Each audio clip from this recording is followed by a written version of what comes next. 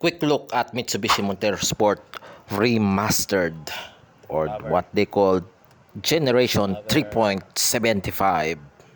Height adjustment, Ito yung mga quick review forward and reverse. sa mga pinagbago o mga nadagdag na Then, features. Yan, bagong steering wheel.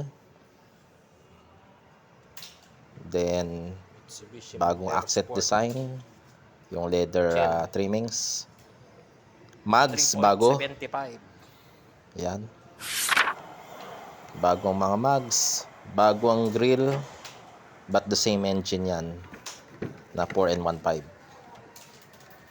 Yan. Yun yung mga details na nagbago. Yan. Yan ang obvious. Yung steering wheel. Tsaka yung design ng mga leather trimmings.